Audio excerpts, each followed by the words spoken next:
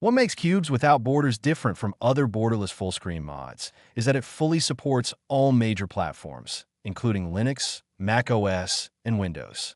Instead of working well on one operating system and breaking on others, this mod is designed to give everyone the same smooth experience right out of the box.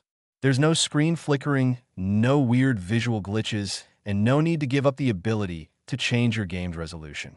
It simply delivers clean, smooth, borderless full-screen gameplay the way it's supposed to work. Use borderless full-screen. Open Minecraft and go to the video settings menu where you normally change full-screen options. Instead of just on or off, you'll see a new third option called borderless. Select that option to enable borderless full-screen.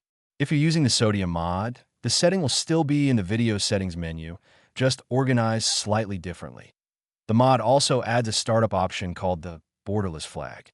This works the same way as the usual full-screen option, but it forces the game to launch directly in borderless full-screen mode instead. If you have Cloth Config API installed, the mod includes a simple configuration screen that you can access through the mod settings menu to adjust its behavior more easily.